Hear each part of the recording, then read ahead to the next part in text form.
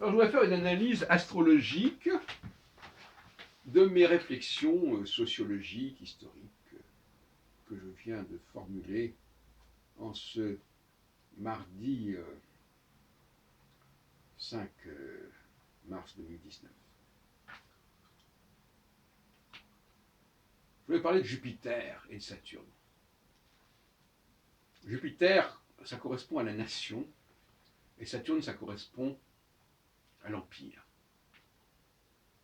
Et Saturne est le père de Jupiter, puisque l'Empire coiffe toute une série de nations. Comme ça, le cycle de Saturne est plus long que celui de Jupiter, donc il coiffe celui de Jupiter, astronomiquement parlant. Le personnage de Jupiter est très ambivalent, et ça ressort de la structure ternaire que j'ai posée en astrologie albronienne, Saturne, Jupiter, Mars. Donc Jupiter est entre Mars et Saturne, astronomiquement. Et l'astrologie valable, l'astrologie qui ne peut pas ne pas se référer, non pas à la structure, elle doit se référer à la structure même, à l'agencement même du système solaire. Et le cœur du système solaire, c'est bien Mars, Jupiter et Saturne. J'en ai parlé longuement déjà. Parce qu'on va ni prendre Uranus, Neptune et Pluton, qui n'étaient pas connus de l'Antiquité, et qui sont en plus beaucoup trop loin, et qu'on ne voit pas à l'œil nu, en général, ni les planètes, ni le Soleil et autour de lui, ce qu'on appelle l'escorte solaire, Mercure, Vénus, qui ne se éloignent jamais du Soleil énormément et qui ne sont pas autonomes par rapport au Soleil, et qui se lèvent ou se couchent en même temps que le Soleil, ni la Lune, a fortiori, pour différentes raisons.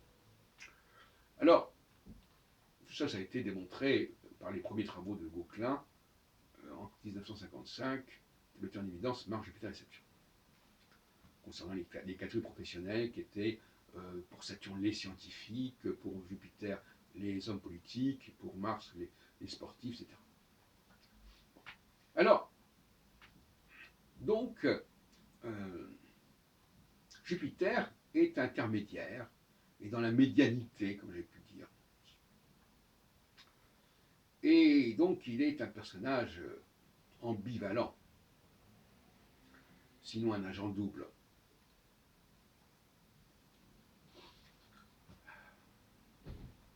Et le rôle de Jupiter, c'est d'organiser la nation. Et le rôle de Saturne, c'est d'organiser l'Empire.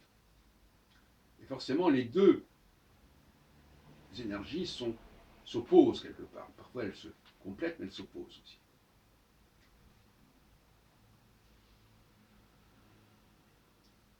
Jupiter, il n'hésite pas à être dans le déni, au nom justement de l'unité de la nation, parce que, paradoxalement, l'Empire parle d'unité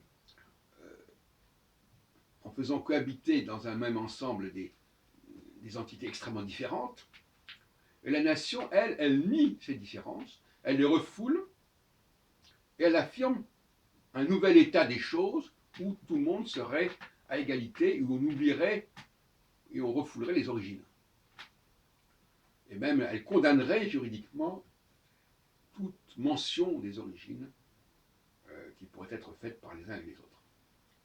Et puis elle parle aussi de l'égalité entre les hommes et les femmes, etc. Donc Jupiter, il est là-dedans. C'est-à-dire qu'il ne respecte pas la réalité martienne qui fait que les gens sont entre eux, finalement. Ils partagent, ils ont un même mode de vie, ici et pas ailleurs. Hein. De toute façon, la nation, elle ne peut pas ignorer les différences géographiques, climatiques, etc., en son sein. Donc l'idée d'unité et d'égalité, elle est très relative. Et c'est pour ça que Jupiter, lui, il met la barre un peu plus haut, il dit, mais non, mais tout ça, c'est à évacuer, tout ça, quelque part. Soyons tous pareils et construisons un monde nouveau, égalitaire, où on ne parlera plus des différences entre les uns et les autres. Et ça va presque à l'encontre, quelque part, de la valeur martienne de base. qui n'hésite pas à la valeur martienne, les Martiens ne sont pas à l'abri de la xénophobie ou du racisme, etc.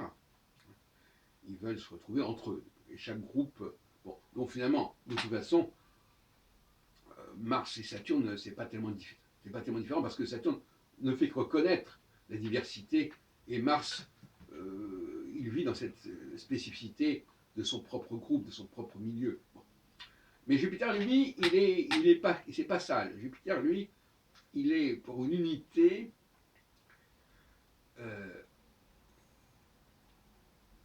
nationale. Ça lui plaît pas, l'Empire. Donc, c'est une sorte de demi-mesure, si vous voulez, ce qui est tout à fait typique de Jupiter, demi-mesure. C'est-à-dire que il ne veut pas entendre parler de la spécificité locale, il ne veut pas entendre parler de la notion impériale, colonisatrice, etc. Il veut une nation qui ait une certaine apparence d'unité. C'est ça qu'il veut. Donc il est dans le déni de réalité par opposition à Saturne et Mars, qui sont quand même plus dans la réalité.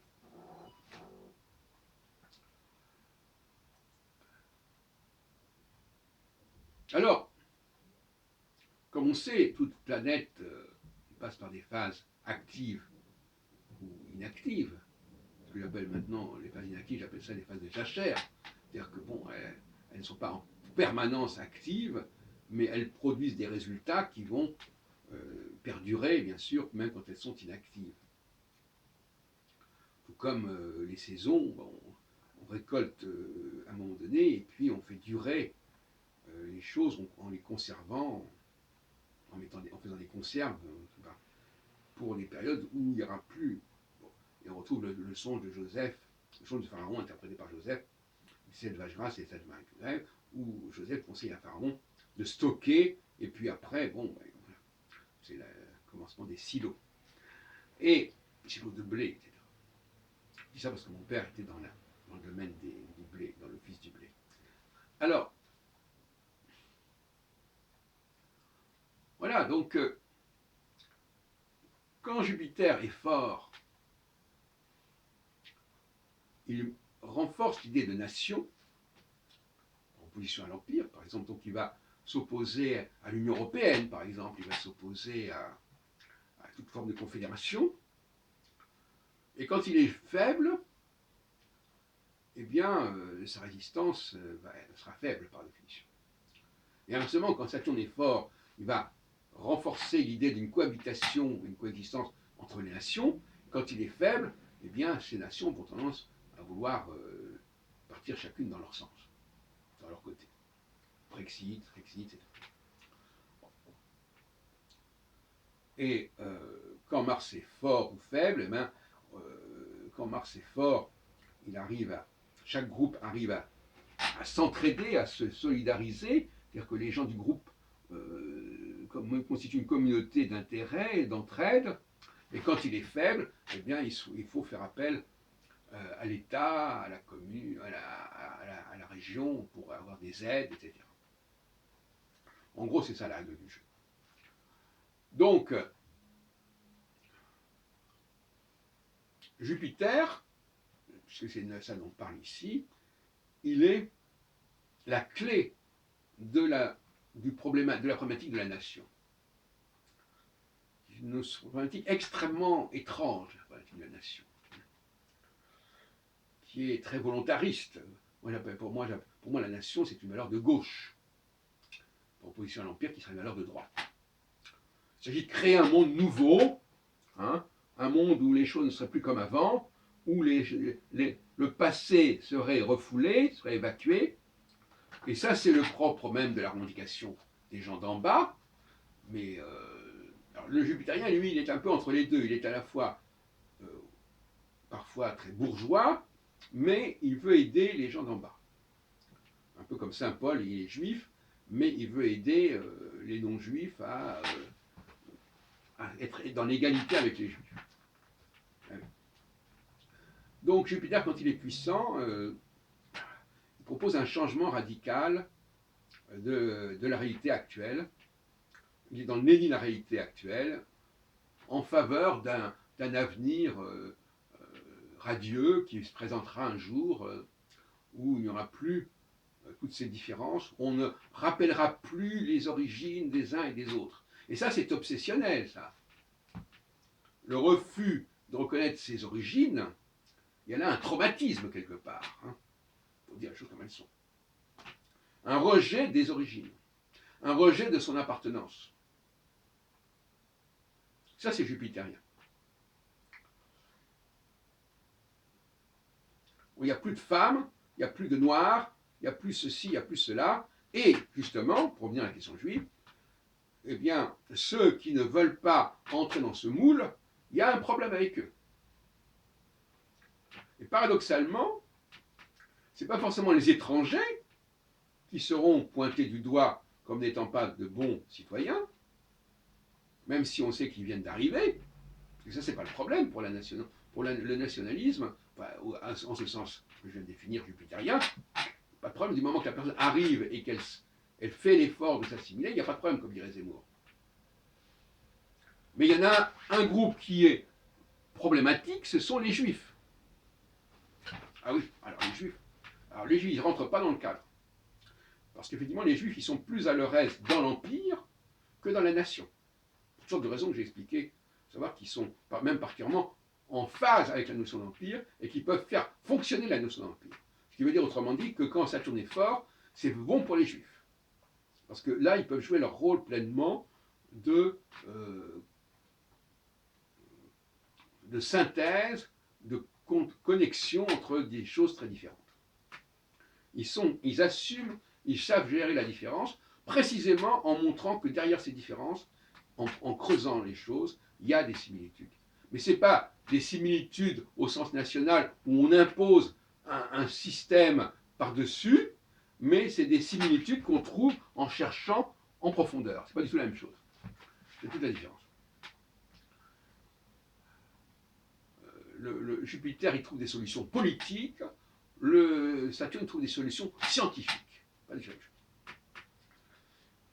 C'est deux façons de chercher l'unité qui sont bien différentes. Et Jupiter est l'ennemi de Saturne, Saturne est l'ennemi de Jupiter. Voilà, donc j'en resterai à ce niveau-là pour expliquer que la notion de Saturne est une notion qui permet probablement de comprendre la notion d'empire et qui permet aussi de comprendre ce que sont les Juifs.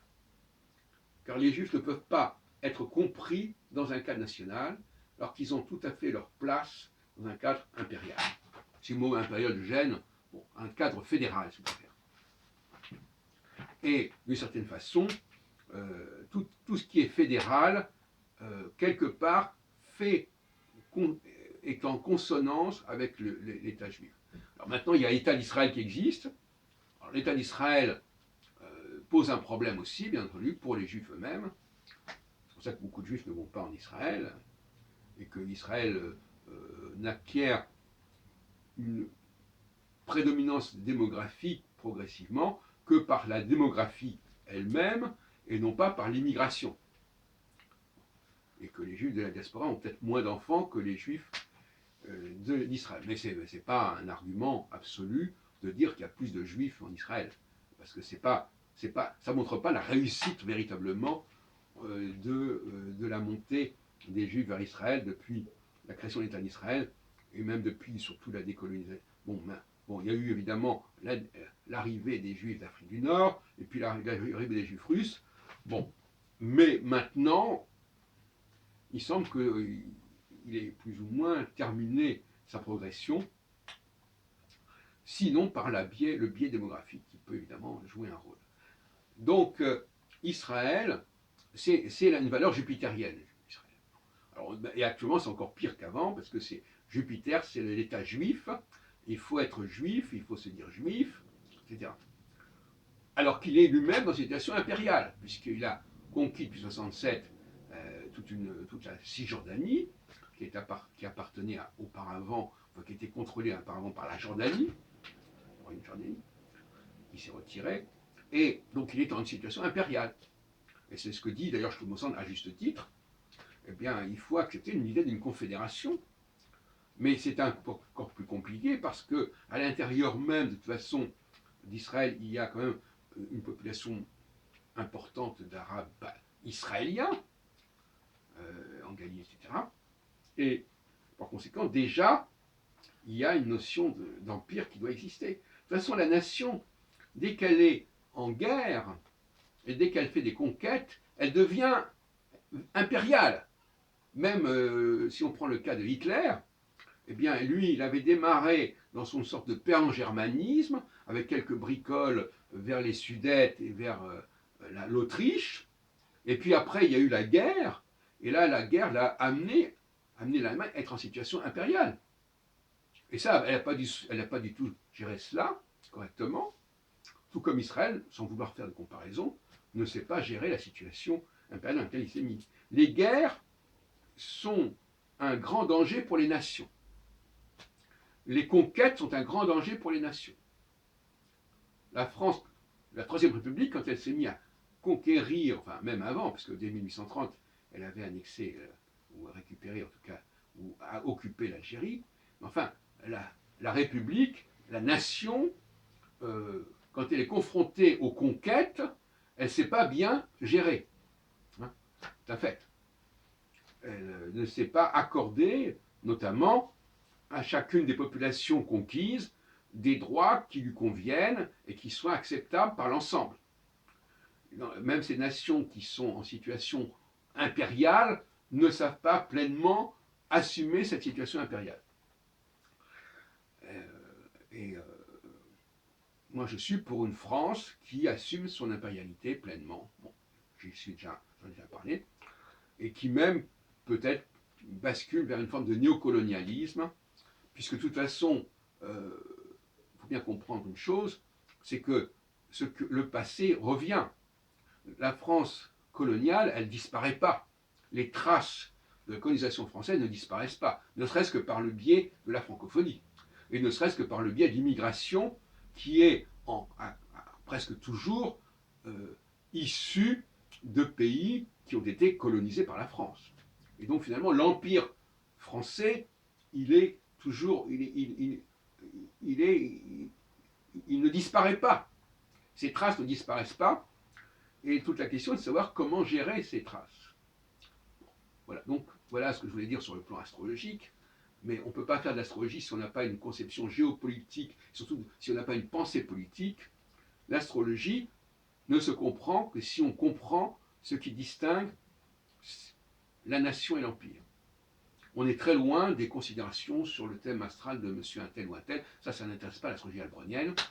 Ça peut être greffé par-dessus, toute forme de, on peut greffer par-dessus l'astrologie albronienne tout ce qu'on voudra, mais l'astrologie albronienne, c'est pas ça. L'astrologie albronienne, c'est une sociologie où il y a une sociologie, une technosociologie, puisque quelque part, l'origine de l'astrologie est technologie ou biotechnologique, et il y a des éléments, Jupiter, Saturne, Mars, qui passent par des phases successives qu'on peut parfaitement suivre sur le plan astronomique, il n'y a aucun souci là-dessus, et qui font qu'à un certain moment, si Saturne est faible, il y aura des effets, si Jupiter est faible, il y aura des effets, si Mars est faible, il y aura des effets, et tout ça peut être prévisible, peut être prévu, et peut être géré par la gouvernance, inspirée par l'astrologie.